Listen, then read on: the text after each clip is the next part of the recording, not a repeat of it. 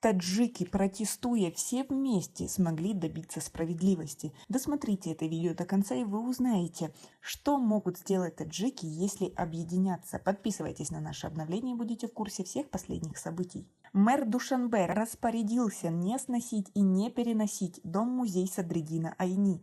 Прежнее решение мэрии о сносе дома-музея вызвало бурю протестов таджикской интеллигенции.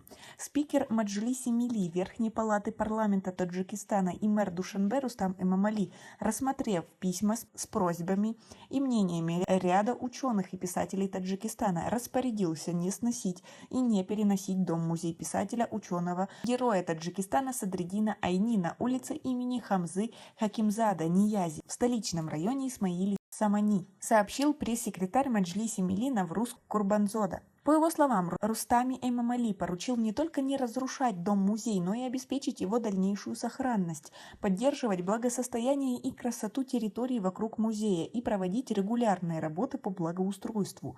О решении столичного градоначальника не сносить дом-музей сообщается на официальной странице мэрии в Facebook. Согласно документам, заместитель мэра города Душанбе попросил еще в августе президента Академии наук Таджикистана организовать содействие в переносе дома-музея в другое место. Решение мэрии таджикской столицы о сносе дома-музея Айни вызвало бурю протестов таджикской интеллигенции. Правители 4 творческих организаций, в том числе Союза писателей Таджикистана, написали письмо президенту Эмомали Рахмону, призывая его предотвратить снос дома-музея Садриддина Айни в центре столицы.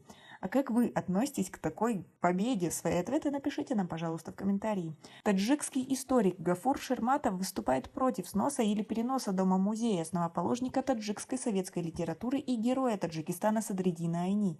Говорят, что снос дом-музея предусмотрен генпланом Душанбе, но это же культурно-историческое наследие нашего города. Вы можете представить себе снос дома-музея Гафура Гуляма в Ташкенте или Чингиза Айтматова в Бишкеке? Задает риторический вопрос историк. Гафур Шерматов напомнил, что в 2009 году власти Узбекистана также хотели снести расположенный недалеко от площади и ансамбля «Регистан» в Самарканде дом-музея Айни из-за его ветхости. Однако после протеста местной интеллигенции дом-музей великого писателя и ученого не только был сохранен, но и полностью отреставрирован. Садриддин Айни родился 27 апреля 1878 года в Гиджуванском районе Бухарской области. Великий писатель и ученый был первым президентом Академии наук Таджикской ССР.